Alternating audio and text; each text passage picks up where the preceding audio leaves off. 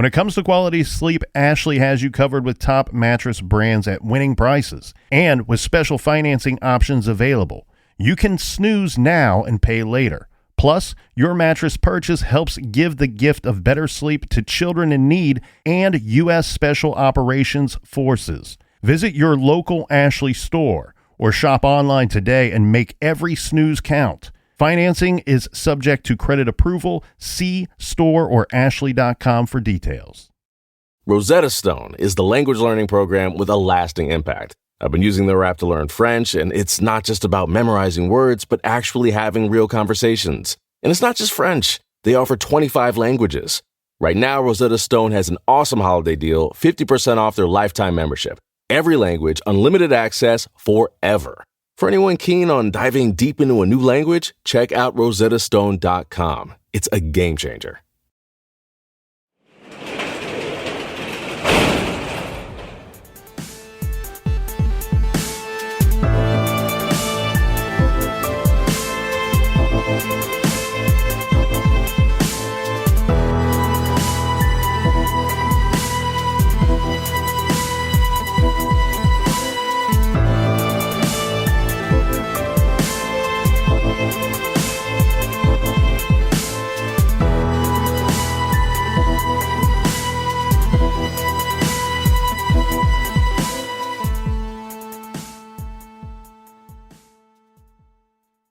Welcome to True Crime Garage. Wherever you are, whatever you are doing, thanks for listening. I'm your host, Nick, and with me, as always, is a guy that has more of a winning culture than the entire Cleveland Browns organization. He is the captain. And a man that's 0-9 in your hearts, the Colonel. It's good to be seen, and it's good to see you. Thanks for listening. Thanks for telling a friend.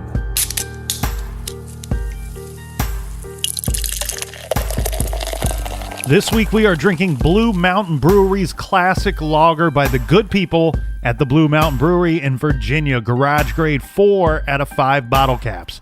This is exactly what I was looking for, a crisp, clear, lightly hopped lager. This baby is cold fermented and lagered for 6 glorious weeks. Exactly. And you can pair this beer with just about any meal. And this great beer was brought to us by these glorious guys and girls. First up, we have Christopher in Syracuse, New York. Next up, we have Alexander in London, London. Next up, we have a big thank you to Holly in Parts Unknown, where newly elected Mayor Captain is making Holly the Parts Unknown queen for a day. Also in Parts Unknown, we have Rebecca and Peter. Am I allowed to make people queen for the day? Is that a power that I have? Well, you're the first mayor, so there's really no rule book or textbook on how you're supposed to handle this job. I just hope I don't end up on CNN News or something. Oh, it's going to happen. Thanks. There goes the garage. All right, we want to give a shout out to Lawrence in Montreal, Quebec, and we also have Danielle in Columbus, Indiana. To our friend Mike, our thoughts are with you and your family. Here's one for your father, Alex. Everybody gather around, grab a chair, grab a beer. Let's talk some true crime. Autumn. School is in full swing. The leaves start to change colors, and the nights start to get cool. And every Friday night, students everywhere gather at high school football stadiums to experience the magic of the Friday night lights and cheer their team on to victory. On October 4th, 2002, at Galax High School, that Friday night, the students, faculty, and family members gathered around the field and under the lights to cheer on the mighty Maroon Tide. One of their favorite student athletes was a gentle giant, 320-pound senior football star, Brandon Billings. Brandon was dedicated to his fellow teammates, his friends, and his family. And every Friday, his parents attended the games. On Saturday, October 5th, 2002, Brandon celebrated his 18th birthday. For Brandon, everything was falling into place. He's halfway through another great football season, the exciting times of his senior year, a milestone birthday, and planning for college. That Saturday night, Brandon went out to celebrate his 18th birthday with his friends. His parents were shocked when Brandon failed to return home that night. What was even more uncharacteristic, he didn't even call to say he was staying at a friend's house. It was a day that was supposed to bring joy and happiness, and only left Brandon's family and friends heartbroken. This is the case of Brandon Billings.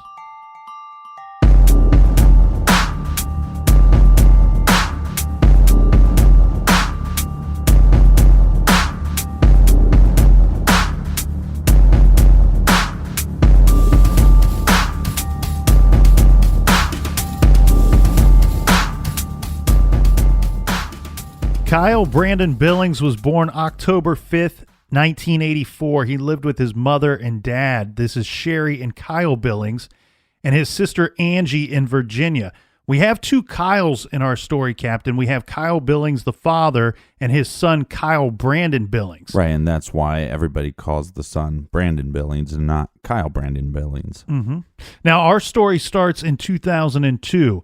In 2002, the Billings family was living in the Galax area. Full disclosure here, Captain, the newspaper articles on this case name several small cities and 2 or 3 counties, and I'm not super familiar with that area, so forgive me if I sound like a nitwit here, but we are saying that the Billings family lived in the Galax area, but the key thing here is Brandon attended Galax High School. Brandon is a star on the football team. We're going to say star because that seems to be one, if not the most important thing to Brandon. And Brandon was a big dude. Yeah, big boy. Over 300 pounds. He played, I believe it was on the offensive line. He also played a little bit of linebacker. Yeah, it was weird because it seems like some reports would say he's a linebacker. Some people would say he's a lineman. Obviously, there's a big difference. But, 320-pound linebacker coming at you. That's a scary sight. Yeah, and I tend to lean with the thought here that he might have been offensive line because of one, his size, and 2, his number 79. That's a typical offensive line number. But Brandon's dad, Kyle, he never missed one of Brandon's games. He was at all of the games, and he was also one of those fathers that would attend a lot of the practices whenever he could. The Billings family, they sat in the stands at Galax High School countless nights watching Brandon take to the football field. The school's team is called the Maroon Tide. And this is a very small area. The counties would have less than 20,000 people. So October 4th is a Friday, and just like most or all of the fall Friday nights, Brandon played on the varsity football team. So Brandon had a football game that night. The next day is Saturday, October 5th. This is Brandon's birthday. Brandon Billings turned 18 years old on this day, so a milestone birthday. Yeah. Well, on that Saturday, Brandon let his father, Kyle, borrow his pickup truck that morning. There was something called the Galax Lord's Acre Sale, some type of community event. Right. Kyle Billings had a funnel cake stand, so Brandon let his father the truck so he could pull the stand to this event. Later that day, once Brandon got his truck back, he loaded up the bed of his truck and he delivered a bunch of firewood to his grandmother's house. So I probably exchanged, like, hey, deliver this firewood, I'll give you the truck. So I think just, looking at that Friday and Saturday, we get a pretty decent idea of what kind of dude we have here in Brandon Billings, a dedicated football player and someone that could have, he could have been out running around with his friends or just doing whatever on that Saturday. However, we have him helping out his father and then later helping out grandma. Yeah, and normally when it is your 18th birthday, he might have partied a little bit on Friday night after the game. There was normally always somewhere to go after the games, in my town anyways. And then, but we see him that he wakes up at a decent time and he starts doing some chores and whatever he needs to do, because he does want to hang out for his birthday that night. Mm-hmm. Well, after delivering the firewood to his grandmother's place, Brandon came home and he took a nap. Apparently, according to Brandon's parents, Brandon must have overslept because when he woke up, he was in a hurry to leave the house. Okay. He basically went running out the door. despite hearing his parents calling for him to, wait a minute, where are you going? Those typical questions. Right. Brandon just simply saying, I can't, I gotta go. And with that, he was off. Well, Brandon may have been late to join some friends for a birthday dinner, would be my guess. Right. Because we have a friend of his name is Jason Cole, a good friend of Brandon's. They had dinner together that night at a Mexican restaurant. So we know that Brandon hung out with several friends that night. Jason Cole, who he had dinner with. We also have Seth Greer and Joseph Wright, two other close friends of Brandon's. And Brandon hung out with his girlfriend that night as well, and her name is Elizabeth Edwards. They were going to be partying that night and in part to celebrate Brandon's birthday. At some point, Elizabeth, his girlfriend, takes a photo of Brandon that evening wearing a party hat. Brandon is going to be hanging out well past midnight that night. So now it's early morning hours of Sunday, October 6th. Mm-hmm. Joseph Wright says that he saw Brandon Billings at the On the Way. That's the name of a small convenience store. He saw them and he talked to Brandon briefly. He said that Brandon Billings appeared to be in a good mood. He didn't say anything out of the ordinary. And after they talked for a little bit, Brandon got in his truck and he pulled out of the parking lot and he headed west on US 58 towards Independence. Well, now a lot of these small towns, they have a strict curfew.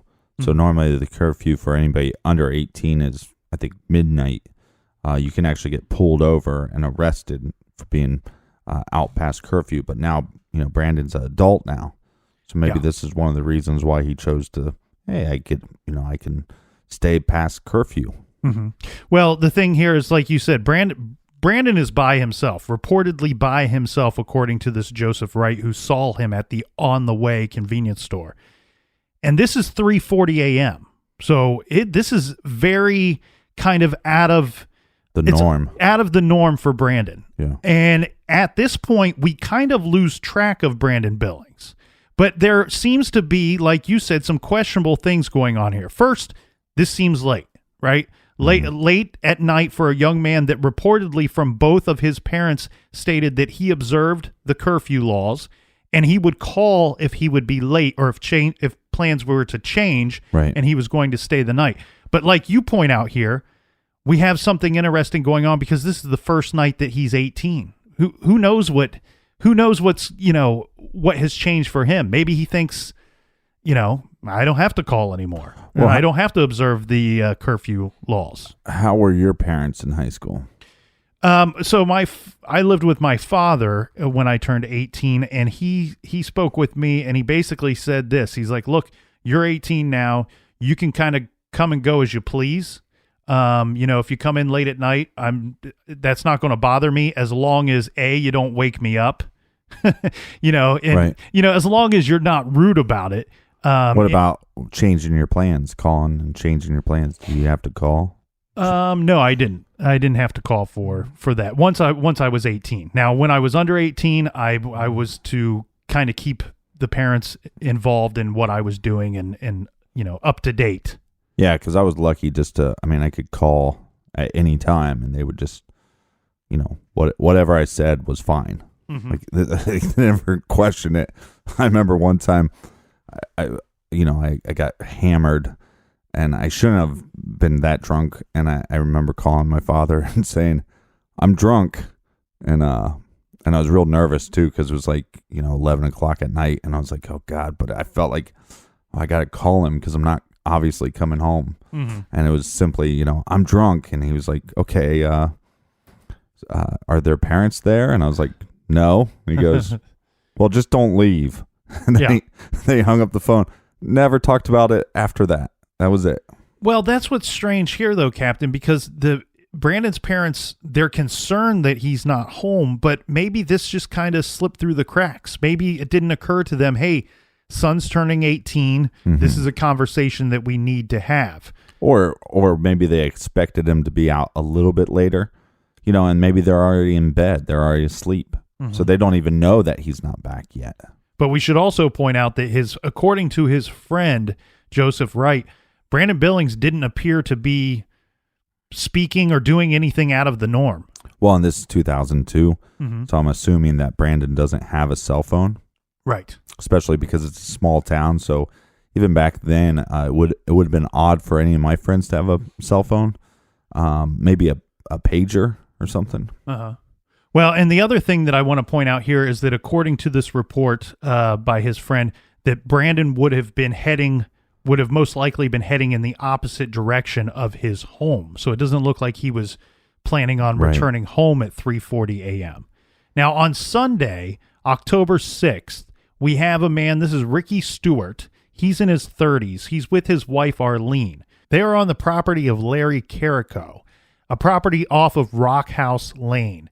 This is a very rural area. Now, Ricky and his wife are there with Larry's permission to deer hunt on the property. This is something that Ricky had done many times.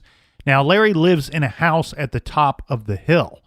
Ricky and his wife they're not on the top of the hill. They are down by the creek. This is around 11:30 a.m. to about noon on that Sunday. Ricky said that he didn't see anyone else in the area. And for whatever reason, I found this to be a strange observation, but like I said, Ricky had hunted in this area many times. And he said that he found the area to be unusually clean. I guess there were usually, like trash strewn about. They were out looking for deer for about 2 hours or so. And Ricky Stewart said that he and his wife decided to head back toward the road. This is when he saw what he thought was the reflection of either sunlight off of a windshield or sunlight off of a tail light. This caught his eye through the brush. Then, when he studied it more, he was sure he was seeing a section of a vehicle. So Ricky Stewart said that he went down through the brush to what he could clearly now see was a pickup truck. As he got closer, he saw a body partly hanging out of the driver's side door. The person was obviously dead, but Ricky Stewart did not know who this person was. He said he was incredibly startled and shaken by this discovery. Obviously, I don't think anyone leaves the house expecting to find a body. He tells his wife to call 911, but her cell phone would not get any service down there by the creek. So they drove up to his boss's house, Larry's house at the top of the hill. And he asked Larry's wife to call 911, which she did. Well, they stayed at the house for about 5 or 10 minutes, and then they went back down to where they had found the truck. Right. So first on the scene was EMTs. Then we have Officer Barnett. He says he reported to the scene about 10 minutes after the call came in. The first thing that the officer noticed was that the truck that held the body of the, at this time, unknown man, it was sitting in the soft dirt of the creek. The tires were sunk into the dirt almost all the way up to the steel rims of the tires. There were some tracks around the truck, but they were quickly able to determine that those were from the first responders. Here's one thing that's going to upset you a little bit, Captain. There was one, what they're labeling as one good footprint in the soft mud that was of interest to the investigators. But before they could take an impression of this, it was accidentally stepped on by the medical examiner. Fahmy Malik. Jesus. No, but small town, so I mean, probably not that many murders take place in this county, so you got to give them somewhat of a leeway on not knowing how to, they might know how to investigate a scene, but that doesn't mean that they've done it enough where it's going to be, 100% to the book. Well, and the other thing here is the medical examiner is not showing up hoping to destroy evidence. The medical examiner probably... Well, hopefully not. Yeah. What I'm assuming is... 99.9 times. It sounds bad that he or she was the one that stepped on the footprint, but let's keep in mind, somebody else, one of the investigators or somebody already on the scene could have pointed it out. Hey, don't step there. Yeah, or, roped it off. Yeah, there you go. That's an idea. Yeah, here you go. Okay, so Officer Barnett, he didn't get much of a chance to investigate the actual scene where they found this truck and the body, because he was sent to interview people up and down the street, up and down the road there, to see if they knew anything regarding their findings. But no one that lived on that street had seen or heard anything that seemed of any importance. Nobody heard any gunshots? We'll get to that because there's some information here. But nobody saw anything that day, is what you're saying. Correct. As far as Officer Barnett goes, while he's investigating and talking to the neighbors in this area, they've not seen or heard anything. Now, they asked Ricky Stewart and his wife, the two that had found the body, if they had seen or heard anything of importance. Now, Ricky said that when they were heading out of the creek area to go up to the house to call 911, they saw a little silver or gray Nissan coming into the area, so a small car. But they had just glanced at it. What does that mean, into the area? Into the area where the truck was? Yes, Okay. yes. Because this area that the truck was in, this was kind of known to the kids as like kind of a make-out alley type thing. Yes. It's not really an alley, but it's kind of like a country road. But hey, we can go by the creek and it's a secluded spot back there. do some tongue battling. So maybe I'm not describing it good enough, but we have the truck that was found with the body in it is basically in the creek area. Okay. And they had to, Ricky and his wife who found the body, they have to leave the area. They have to go back up to the house so they can call 911. When they're heading up to the house, this little car is driving in toward the creek, toward the truck. But it could just be somebody turning around. Yeah, there was a turnaround in that area. Now, he said that he couldn't tell, he couldn't recall anything about the people inside the Nissan, or even how many people were in the car. He said he just glanced at it. He also said that when they went back down to the area of the crime scene, he did not see the Nissan again.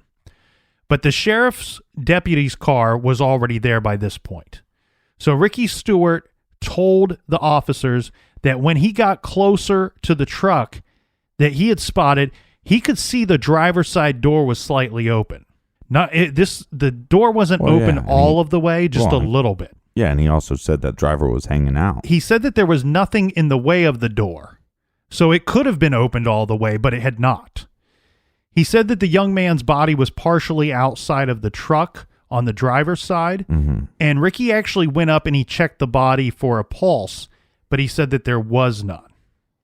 As for the small Nissan car, now Ricky, when questioned about this car, he said that he tried to actually flag down the car. He wanted to, kind of warn them about what they had seen. He said that the vehicle was going too fast, that they may not have noticed that he tried to wave at them. He decided not to follow the vehicle, not to follow the Nissan, because they wanted to call 911 as soon as possible. Now, at this point, after having called 911, remember at the scene we have EMTs there. We have the officer that responded first, Officer Barnett. Right, and we have the medical examiner dancing all over evidence. Actually, I don't think by this point the examiner has arrived, but we have another officer that arrives at the scene. His name is Terry Anders. Now, Terry Anders very quickly tells Officer Barnett, this thing looks like a homicide and not like a traffic fatality to him. The thing here is you got to keep in mind, Captain, we have a truck with a body in it that's down in the creek, basically. Right. It could have potentially been a traffic accident or a traffic fatality. We don't see any signs of a wreckage on the vehicle. Right. But we also don't see any bullet holes in the vehicle either. There was some damage to the truck. My guess is that it wasn't until after this Officer Anders arrived that Officer Barnett would have been sent off to interview people up and down the street. Well, what kind of damage are we talking about? See, I don't know that. All I know is that there was damage to the vehicle. There's normal wear and tear damage. I mean, trucks are notorious. Anybody that owns a truck knows that people like to hit you. Like, normally when somebody's backing out, like in a parking lot or something, they'll hit the bed of the truck. So you'll see a lot of trucks that have little dings and stuff on the bed because somebody wasn't paying attention and didn't see the bed. Well, some of the first observations that this officer Anders makes, the driver was wearing a T-shirt. The deceased was wearing a T-shirt, and it had been pulled up over his head. The seat belt on the driver's side appeared to have been cut. He saw what appeared to him to be 2 gunshot wounds behind the deceased's ear. The truck itself, he figures out that it's registered to a Kyle and Sherry Billings. So I'm assuming the officers are going to call the Billings house. Well, let's go to the Billings house. So we have Sherry and Kyle Billings, who they're concerned because they've discovered that their son had not come home from that Saturday night. Right. Sherry Billings, she started to call around to Brandon's friends the morning after to find out where he was. They're probably pretty worried, but not probably super worried because it was his birthday. So you got to kind of take that into account. It sounds like this is kind of a typical situation, I'm guessing. It sounds like mom was pretty concerned, and it sounds like dad had just thought, well, it's his birthday. He probably just got a little wild, maybe a little crazy, and he went and did something that he normally wouldn't have done. At some point that evening, a vehicle drove up to their home, and it parked behind the home just where Brandon would always park his truck. Well, at this time, Sherry called out to her husband, Kyle, and said, hey, your son's finally home. So they both walked to the back door where they didn't find Brandon as they had expected, but they found Sheriff Wilson along with investigator Glenn Hyatt. Sherry's mind immediately leapt to a car accident. Yeah. She was totally unprepared for what they were about to tell her, that they had found Brandon. He had been found shot to death around 2:30 p.m. on that Sunday, October 6th, just one day after his 18th birthday.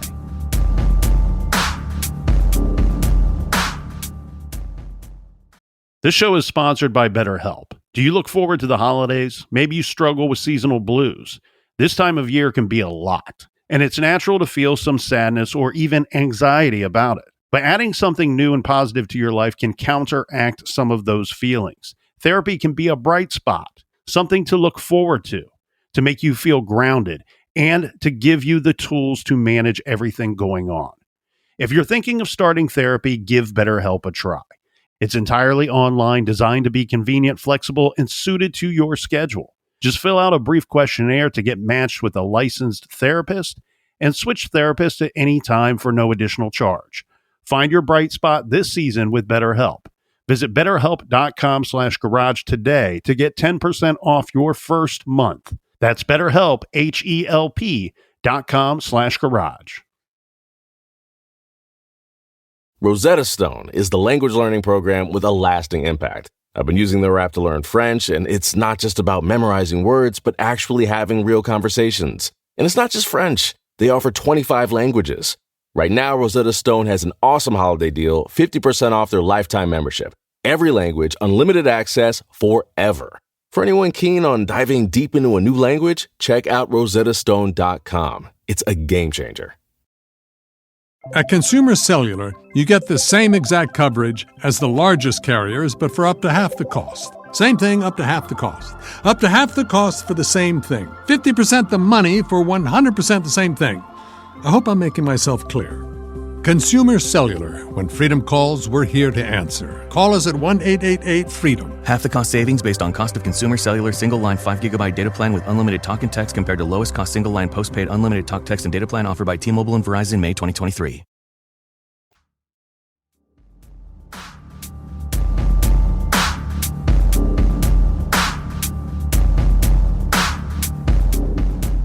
All right, we're back. Cheers, mates. Cheers. Let's get into this investigation, Captain, because we have this situation where we have 18-year-old Brandon Billings. He's been killed. He's been found dead in his truck in a creek near the New River. Well, by a creek. By the creek. And now they've identified their victim. And now we have an investigation that's going to take place. We mentioned that they went to the Billings home and told the parents that unfortunately they had found their son dead. Now, they're going to ask them, of course, when was the last time they had seen Brandon. Right. They're going to tell the investigators the story of Brandon oversleeping the day before, waking up, saying he was running late for something, and basically rushing out the door. Right, but we're assuming that's his birthday dinner. Correct. Because later, his parents said later that day, they had seen his pickup truck parked outside of a Mexican restaurant in Galax that evening. So this obviously is where he was having dinner. So I think this is important for a couple of reasons. One, the parents having seen Brandon's truck parked in the parking lot, so obviously it corroborates the story of Brandon having dinner with his friend. But we also have a situation where Kyle, Brandon's father, said that he could see the truck clearly and it did not appear to have any damage on the vehicle at the time that he saw it in the parking lot. Right. Now, we do have some witnesses. You asked about if there were any witnesses or if people had seen or heard anything. The witness we have, this is Albert Barkley Jr. He's 68 of Huntersville, North Carolina. Mm-hmm. He and his wife were camped across the river from the scene of the crime in their RV. Barkley said that he had heard what sounded like 3 gunshots around 4 a.m., which he knew because they checked the time when they were startled awake by the noise. So these gunshots startle you awake and you don't call the cops, but maybe you don't call the cops because this is an area that people hunt in. So maybe you're just assuming that there's hunters out early on the weekend. Well, yeah, I found that a little confusing too. Now, Barkley said that after hearing the first set of shots, he then heard a second round of shots, this time 2 gunshots. And he saw lights in the dark across the river at what would later be identified as the actual crime scene. Now, he went back to bed after this second round of shots, and while in bed, he heard a final shot. He got up again. So he hears a total of how many shots? 3, and then another round, and then another single shot?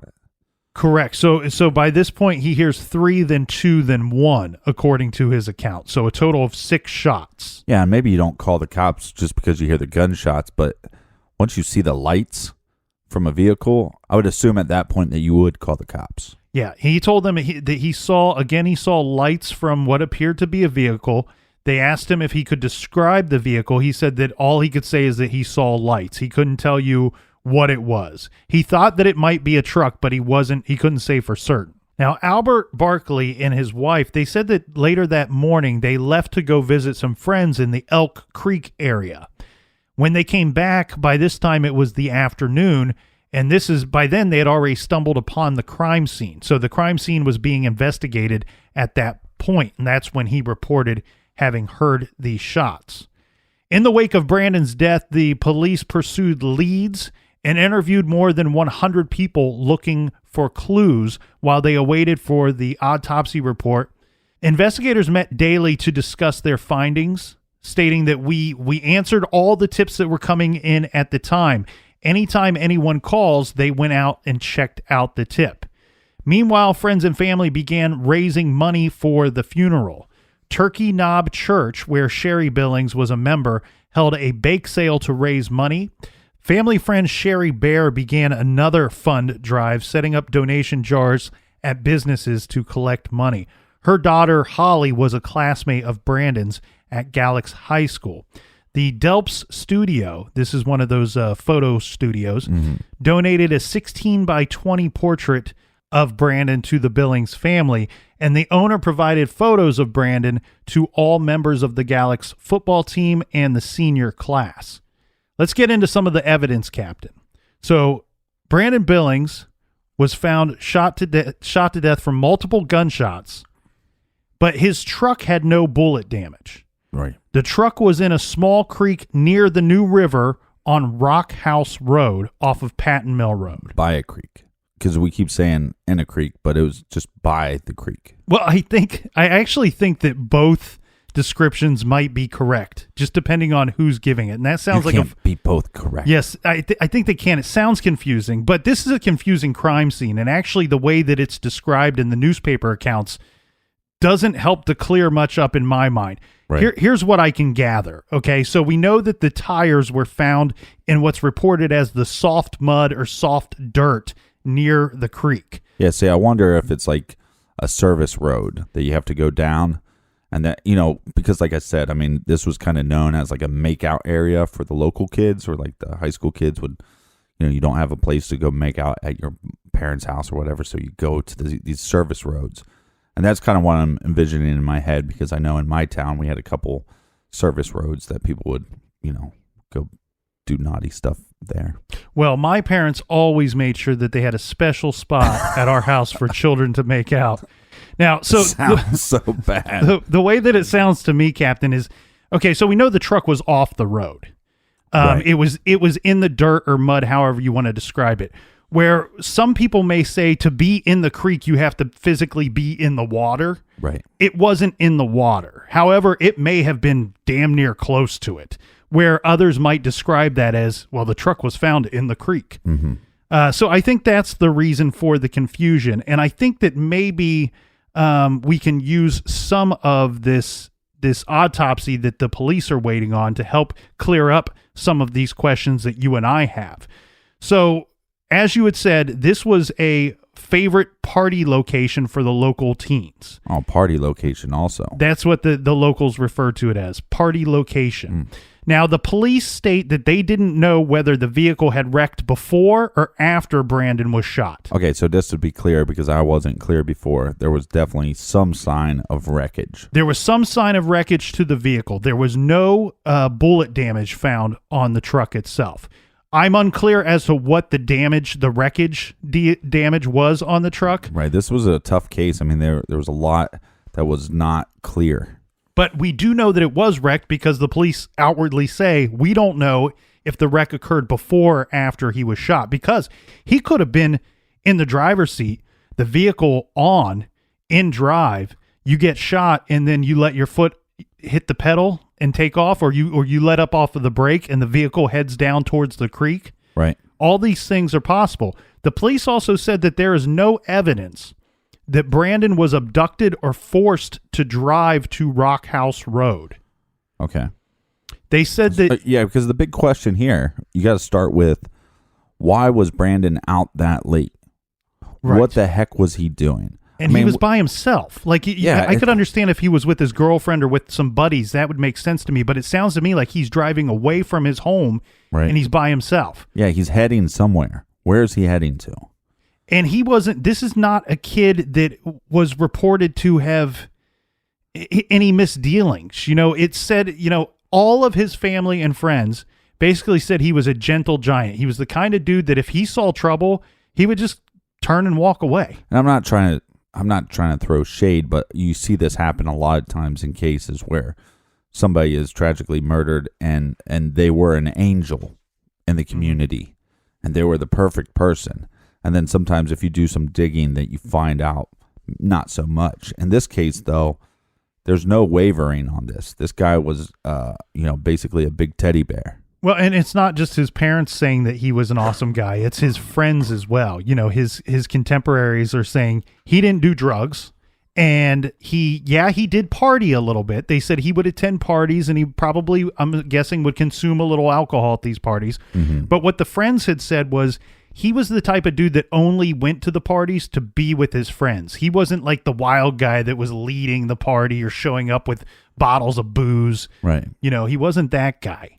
What else did the police find? So they found that his body was bruised, and I don't know the locations of the bruising, but the police did say that these bruises could have resulted from either a truck wreck or from Brandon having played a football game that Friday night. Right. So I'm assuming that these bruisings are on his chest or shoulder. So again, anybody that's been in a pretty difficult car wreck, you'll, like, a couple days later, you're going to see like bruising across your chest from the seatbelt. Mm-hmm. But also anybody that's played, sports, you wake up on Monday and kind of notice bruises. Especially football, you get hit with the helmet and the ribs, and then next thing you know, your whole side is bruised. Well, we both played a little football growing up, and we were pretty good. Oh man, I was like the Bo Jackson of Columbus, Ohio. The glory days. No, but he would run up walls and stuff. It was great. But the thing is, when you play football, not just the bruising of the ribs, but remember that you'd wake up bruising of the ego. You'd wake up a couple days later and you would have like purple and blue marks and black marks on parts of your arms and your forearms. Yeah. That you don't even, they weren't things that hurt at the time during the game or during practice. You didn't even recall that, and why would it have bruised so much? But I'm assuming when they say bruising on the body, I'm assuming chest or stomach area, not so much the arms, because I think they would have stated as such. Well, you could be right, but the reason why I went ahead to point that out was that these could be taken either way. These are very obvious bruises that I would expect to see someone having played a football game that Friday, but they would also be obvious bruises of someone I would have expect for like defensive wounds. If there was some kind of altercation, if he was in some kind of fight. Well, or the wreck, if there was a wreck that you could have sustained those injuries. So there's 3 options, and that makes it even more difficult. Here's a weird thing. And I'm telling you, Captain, the last couple nights I've laid in bed and I've thought about this crime scene, and it just doesn't I can't make any sense of it. So, all right, sorry, I let you in my head there for a minute, but I don't want to be in your head. Brandon's wallet was missing, but police did come out and said that they did not assume robbery was a motive for his murder. Well, his parents would know if he had a bunch of money on him or like birthday money on him. Mm-hmm. But you're talking about an 18-year-old kid. I mean, why would you rob an 18-year-old kid? You're not hitting the lottery with that. Mm-hmm. Well, the medical examiner who performed the autopsy on Brandon Billings stated that Billings had sustained 2 bullet wounds on the left side of his head and 1 on the right side, as well as a shot to the neck. See, that doesn't make any sense. 3 of these shots were from an indeterminate range. She estimated that the one on the right side of Brandon's head was fired from a distance of about 6 to 12 inches. So we have 4 bullet wounds. We have 3 that they cannot determine the distance from which the bullets were fired. Right. And 1 that appears to have been shot at close range, 6 to 12 inches. The back of his left... Well, and which one was the 6 to 12 inches? That was the one on the right side of Brandon's head. So he's in the driver's seat, 6 to 12 inches.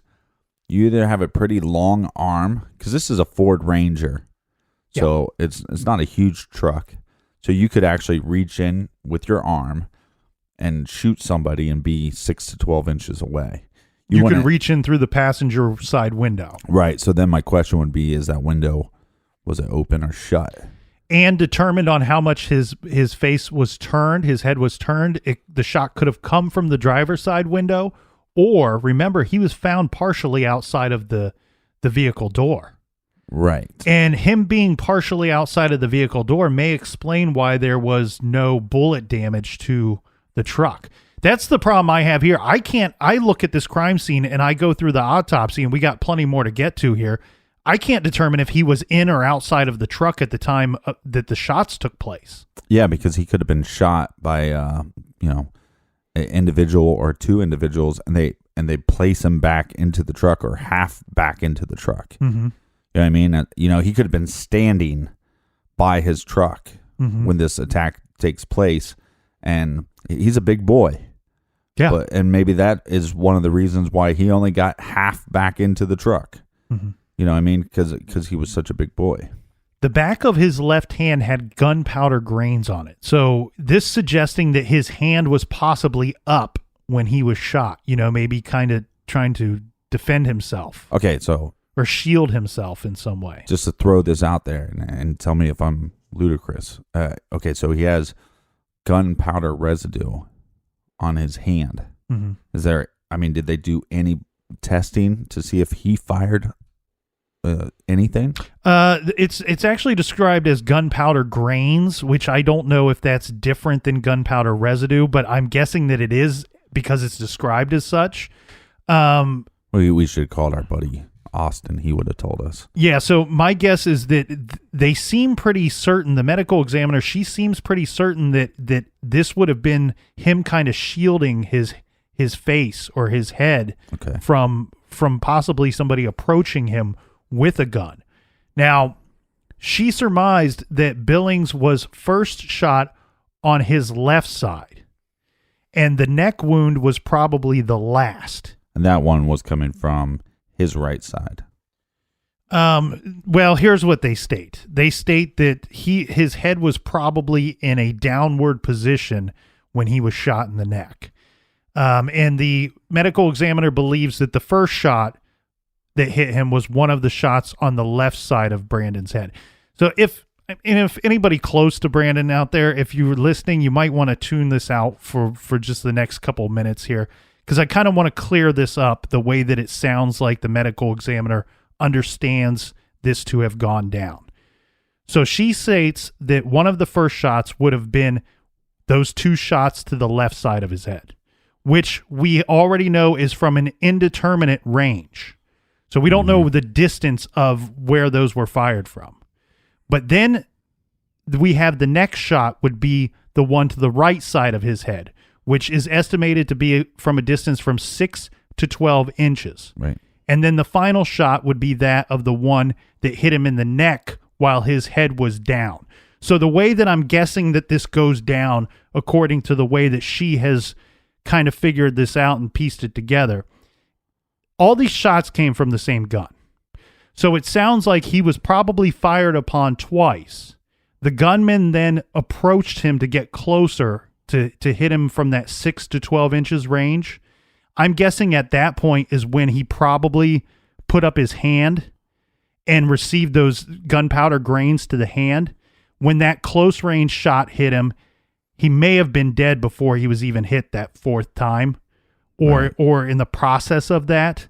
And that's where he was slumped down and then shot in the neck. Okay, so we have the autopsy coming in, and they're saying that they believe that all these shots came from the same gun. Right. So what does that tell us? Do we then assume there's one individual? I would guess so. I'm guessing that this went down fairly quickly, and here's why.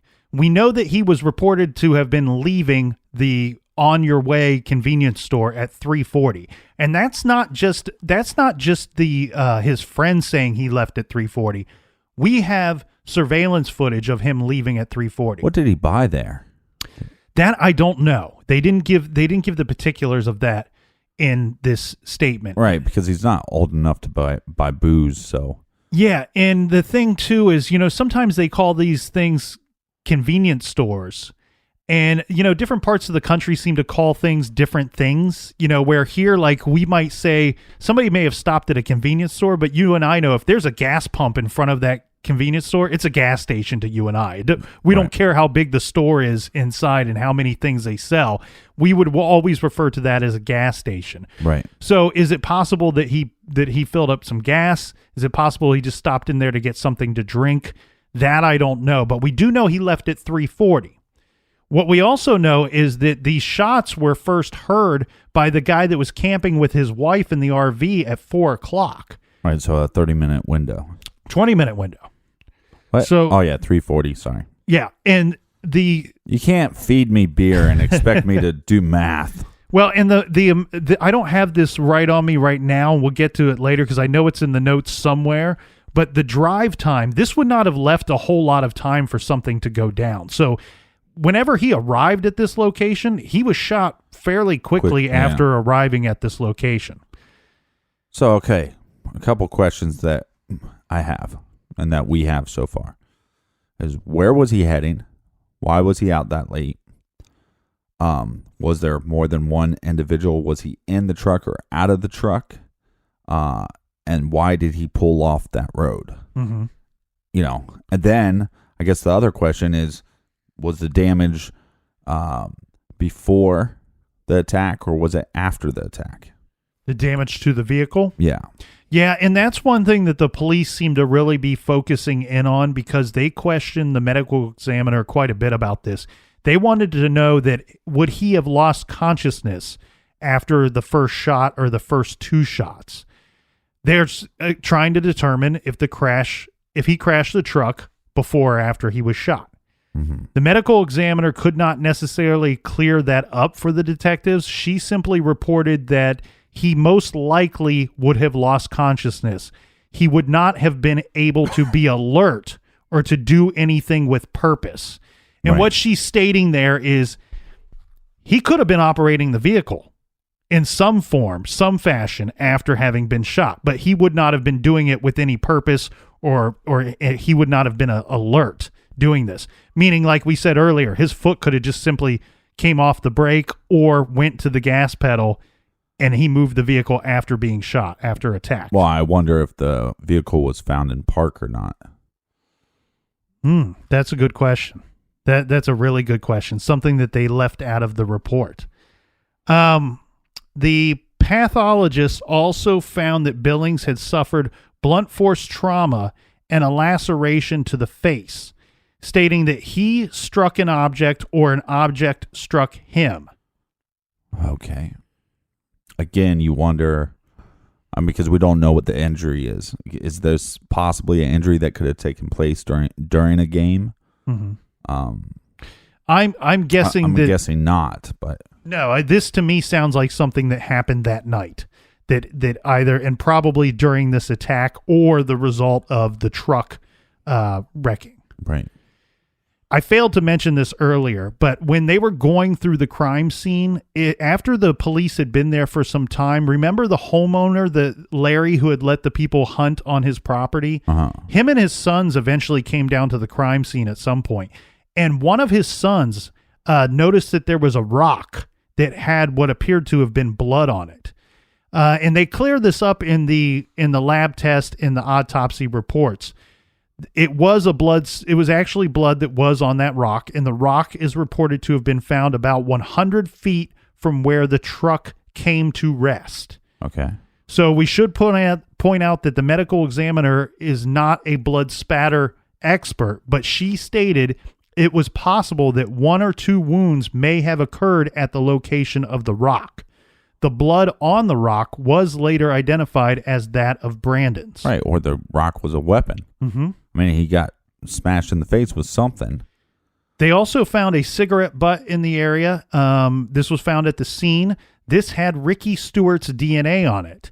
Ricky Stewart had been smoking, and in his statement said he had been smoking and tossed the cigarette out before he found the body. That's always something that I think about is if you stumble upon a crime scene and you're the one that reports it to the cops, that you're going to be the one questioned, obviously.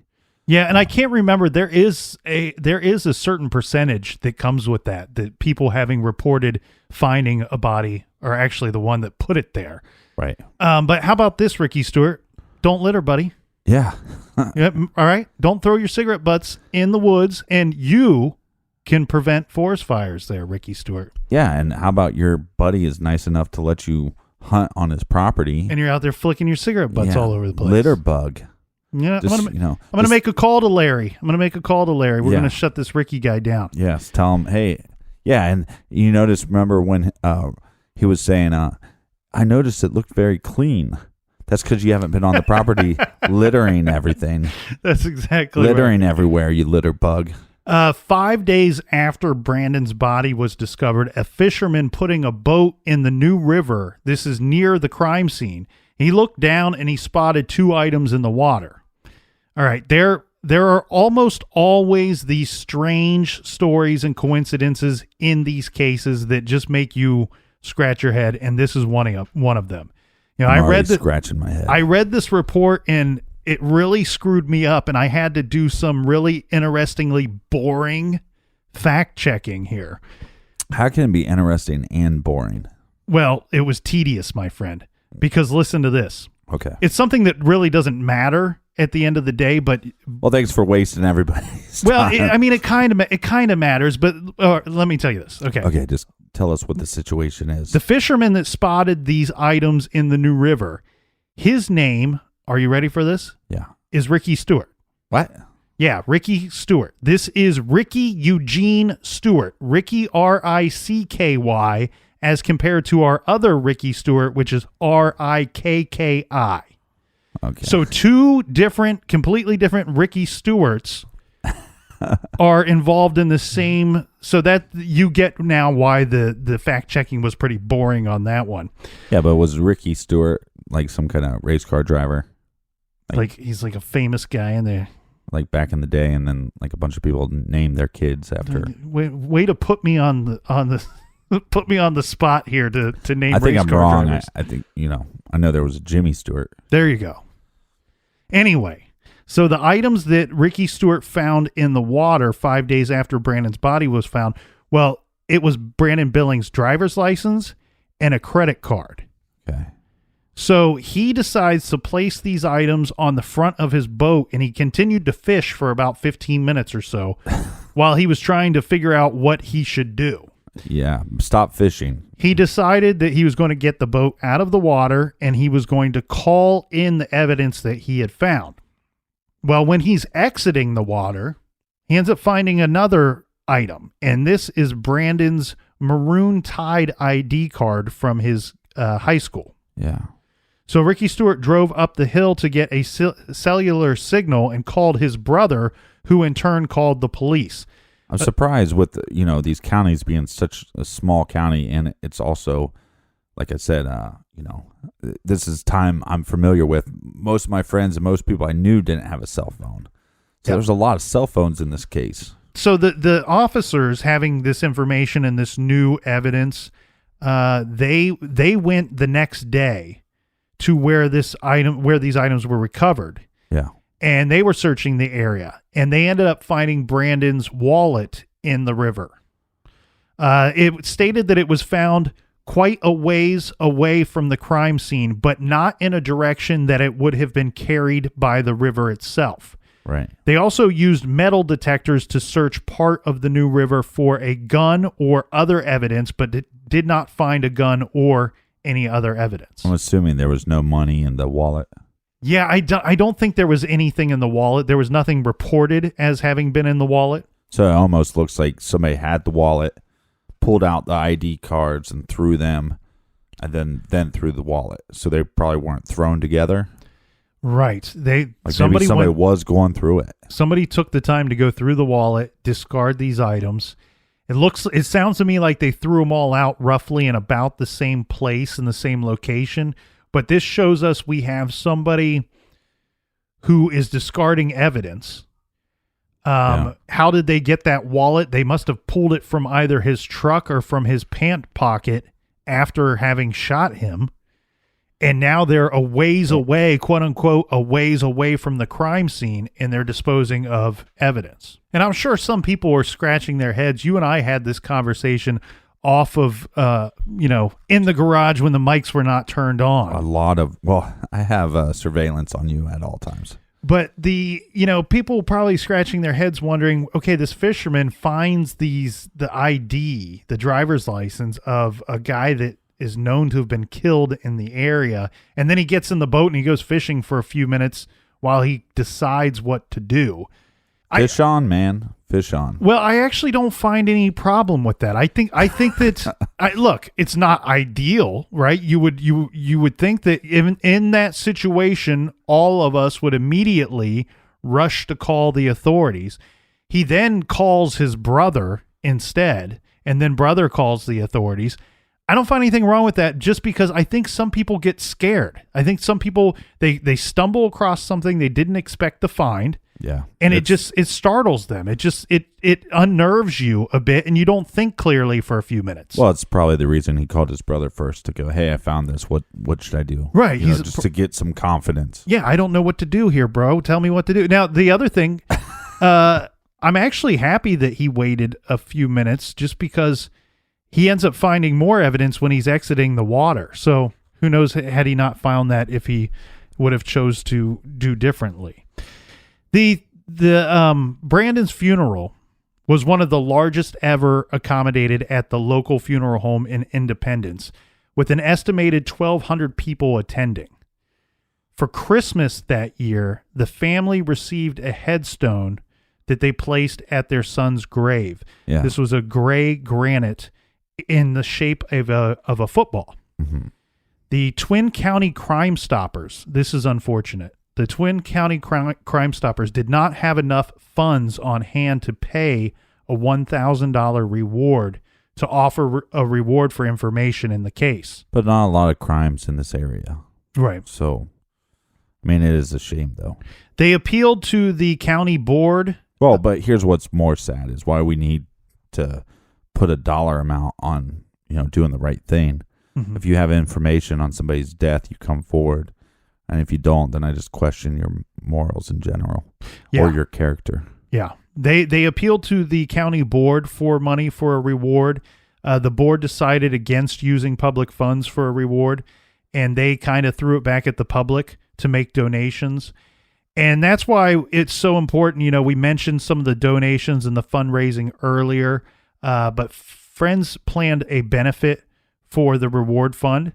This started in January, the January after Brandon was killed, and many local businesses and individuals did donate to this fund. While the county's decision not to contribute to the reward fund was upsetting to the Billings family, Brandon's mother, Sherry, said that her biggest fear was that without an arrest, another teen could die or be killed, stating that the killer may think, hey, I got away with that one. Brandon's mother said she wanted closure. She wanted to know why her son died and who was responsible for killing her son, Brandon Billings.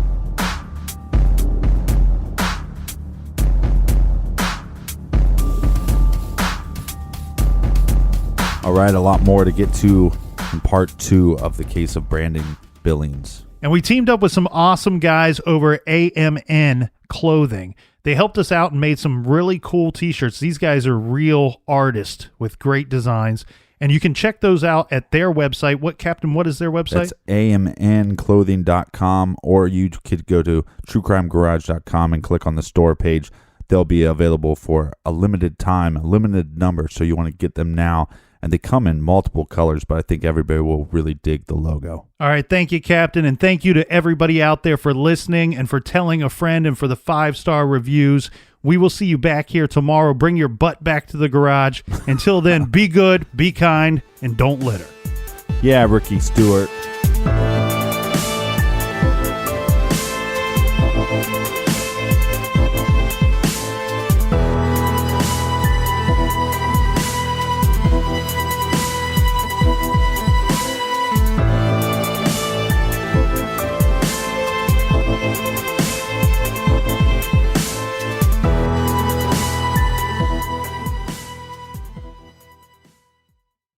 You can live out your MasterChef dreams when you find a professional on Angie to tackle your dream kitchen remodel.